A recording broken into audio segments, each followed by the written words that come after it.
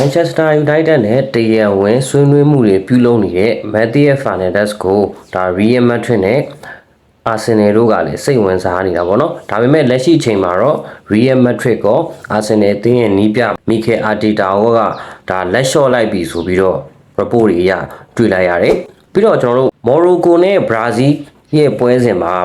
မော်ရိုကိုရဲ့ကွင်းလယ်မှာအကောင်းဆုံးခြေစွမ်းပြပြီးကစားပေးခဲ့တဲ့လူငယ်ကစားသမားလေးဖြစ်တဲ့လိုင်လီသင်းရဲ့ကွင်းလယ်ကစားသမာ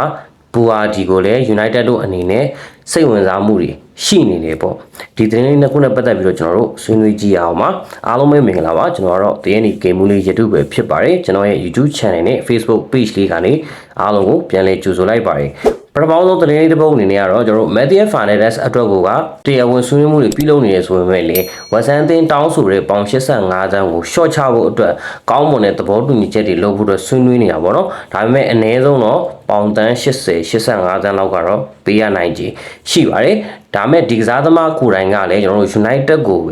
ဲပြောင်းရွှေ့ချင်တာဖြစ်တဲ့အတွက်ကြောင့်သူ့ကိုစိတ်ဝင်စားနေတဲ့ Real Madrid အသင်းပြင်လက်ရှိ PSG နဲ့ Arsenal တို့ကလည်း PSG ကတော့ဒါတရားဝင်လက်လျှော့တယ်လို့တော့မပြောသေးဘူးပေါ့နော်ဒါမဲ့ Arsenal အသင်းနဲ့ Real Madrid အသင်းတို့ကတော့ Matheus Fernandes အတွက်ကိုဒါခေါ်ယူဖို့အတွက်ကြိုးပမ်းမှုတွေပြုလုပ်တော့မှာမဟုတ်ဘူးဆိုပြီးတော့ Samuel Lanhan ရဲ့ report ရကျွန်တော်တို့တွေ့ရတယ်အဲ့တော့ဒီသတင်းလေးနဲ့ပတ်သက်ပြီးဒါကတော့ကျွန်တော်တို့ Manchester United အတွက်ကောင်းမွန်တဲ့သတင်းတစ်ခုပေါ့နော်ကျွန်တော်မကြခင်မှာဒီပြောင်းရွှေ့ကြီးတွေဒါဝက်ဆန်အသင်းနဲ့ညှိနှိုင်းခဲ့လို့အဆင်ပြေသွားပြီဆိုလို့ရှိရင်Matheus Fernandes ကကျွန်တော်တို့ရဲ့ဒုတိယမြောက်ခေါ်ယူမှုဖြစ်လာနိုင်ခြေရှိပါတယ်ကျွန်တော်နောက်ပြီးတော့ Morocco နဲ့ Brazil ရဲ့ပွဲစဉ်မှာမော်ရိုကိုရဲ့ကွင်းလယ်မှာအကောင်းဆုံးခြေစွမ်းပြကစားသွားခဲ့တဲ့လိုင်လီအသင်းရဲ့ကွင်းလယ်ကစားသမားတွေဒါဘူအာဒီရဲ့အကြောင်းကိုကျွန်တော်တို့ဆက်လက်ဆွေးနွေးသွားမှာဖြစ်ပါတယ်ဘူအာဒီကို United ကကျွန်တော်တို့ပြီးခဲ့တဲ့ဒီနွေရာသီအပြောင်းရွှေ့ပြီးတော့ခဲကစိတ်ဝင်စားနေခဲ့တာပေါ့နော်ဒါပေမဲ့ဒီကစားသမားရဲ့တန်ကြီးကအဲ့ဒီတုန်းကယူရိုတန်း90ကျော်လောက်ပဲရှိတယ်အဲ့တုန်းကလည်း United ကတကယ်ခေါ်ခြင်းနဲ့ဆိုလို့ရှိရင်တော့အဲ့ဒီအချိန်လောက်ထဲကခေါ်ခဲ့လို့တော့ရတယ်ဗျာဒါပေမဲ့အခုချိန် United တို့အနေနဲ့သူ့ကိုစောင့်ကြည့်နေမှုတော့ရှိတယ်ဒါပေမဲ့ဆွေးနွေးမှုတွေကမ်းလှမ်းမှုတွေဘာတစ်ခုမှတော့မရှိဘူးဒါပေမဲ့ဒီကမ္ဘာဖလားမှာသူ့အနေနဲ့အကောင်းဆုံးတော့ခြေစွမ်းပြသွားတယ်ဒါကြောင့်လည်းလက်ရှိမှာထိပ်သီးအသင်းတွေအများကြီးစိတ်ဝင်စားခြင်းကိုခံလာရတယ်လောလောဆယ်မှာကျွန်တော်တို့ Roma New တွေက PSG လဘာဘူး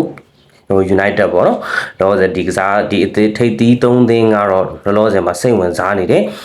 ဒါပေမဲ့ဒီကစားသမားအတွက်တရားဝင်ဆွေးနွေးမှုကမ်းလှမ်းမှုတွေတော့ပြုလုပ်လာခြင်းမရှိဘူး United ကသူ့ရဲ့သတင်းကဘယ်ချိန်လောက်တည်းကရက်သွားတာလဲဆိုတော့ကျွန်တော်10လပိုင်းပေါ့နော်ပြီးခဲ့တဲ့နှစ်10လပိုင်းအောက်တိုဘာလောက်တည်းကသတင်းကရက်တန့်သွားတာပေါ့အဲဒီတော့ကျွန်တော်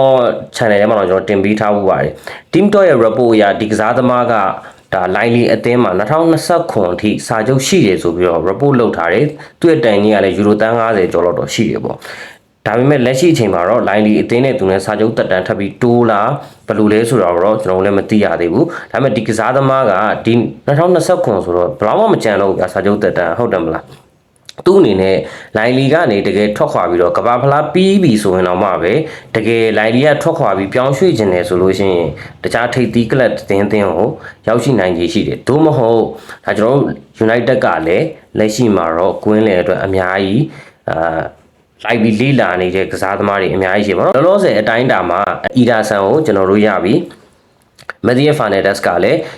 United ကိုရောက်ရှိဖို့အတွက်80%လောက်တေးကြနေပြီ United ကဒီနွေရာသီမှာကွင်းလယ်အတွက်ကို3ယောက်လောက်အားဖြည့်မှာဖြစ်တဲ့အတွက်ကြောင့်ဘူအာဒီကိုကကျွန်တော်တို့ရွေးချယ်မယ်ဆိုရင်လည်းရွေးချယ်စရာ option တစ်ခုအဖြစ်တော့ list တွေထည့်ထားလို့တော့ရတယ်အဲ့တော့တရားဝင်ကမ်းလှမ်းမလားဘယ်လိုလဲတော့မသိဘူးဒါမဲ့ဒီကစားသမားဒီအနာဂတ်မှာတော့ potential ရှိတယ်DM player စစ်ဖြစ်တဲ့အတွက်ကြောင့်လက်ရှိ United လိုအပ်နေတဲ့လိုအပ်ချက်ကိုတကယ်တမ်းသာဖြည့်ဆည်းနိုင်မယ်ဆိုလို့ရှိရင်တော့ဒါဒီကစားသမားလေးကို United အနေနဲ့ယူရိုတန်း90ကျော်ထားပါတော့နောက်ဆုံးပေါင်နဲ့တွက်ကြည့်မယ်ဆိုရင်တော့အများဆုံးပေးရနိုင်ကြီးပေါင်တန်း60လောက်ပေးပြီးခေါ်ရမယ်ဆိုလို့ရှိရင်လည်းဒီကစားသမားရဲ့အသက်အရွယ်နဲ့ကဒါမစိုးဘူးလို့ပြောလို့ရတယ်ဒီကစားသမားရဲ့အသင်းပေါ်တွေဖြစ်တဲ့လက်ရှိမှာတော့ Landi Euro ဘာလို့ကကျွန်တော် United မှာတော့ရှိတယ်ဒါပေမဲ့ဒီကစားသမားက United ကိုပြောင်းရွှေ့ဖို့စိတ်ဝင်စားမလားဘယ်လိုတွေဆက်ပြီးတော့ဖြစ်လာအောင်လဲဆိုတော့ကျွန်တော်ဆက်လက်စောင့်ကြည့်အောင်မှာဖြစ်ပါတယ်တကယ်လို့ဒါဒီနွေရာသီမှာလုံးဝမကမ်းလှမ်းဘူးဆိုလို့ရှိရင်တော့အနာဂတ်ကိုတစ်ချက်ကြည့်ရမှာပေါ့နော်လက်ရှိမှာတော့ United အနေနဲ့ဒီကားသမားကိုစိတ်ဝင်စားမှုရှိတာကလွဲလို့တခြားပါသတင်းမှာတော့မထွက်လာဘူး ကိုရီပရိသတ်ဒီ fan base အနေနဲ့ကလည်းဒီကစားသမားကိုသဘောကျတယ်ခေါ်ယူစေချင်တယ်ဒါပေမဲ့ United ဘက်ကတကယ်ခေါ်ယူမလားအသင်းရဲ့ system မှာအဆင်ပြေနိုင်မလားဆိုတော့ဒါကတော့ဘုတ်ဖွဲ့ရကြည့်ပြီးတော့ပဲဆုံးဖြတ်သွားပါလိမ့်မယ်အဲ့တော့ဒီသတင်းနှစ်ခုနဲ့ပတ်သက်ပြီးတော့ brother တို့လည်းဘယ်လိုမြင်လဲဆိုတော့ကျွန်တော်ရဲ့ဒီဗီဒီယိုလေးမှာဝင်ရောက်ဆွေးနွေးပေးခဲ့လို့ရပါတယ်အားလုံးကိုကျေးဇူးအများကြီးတင်ပါတယ်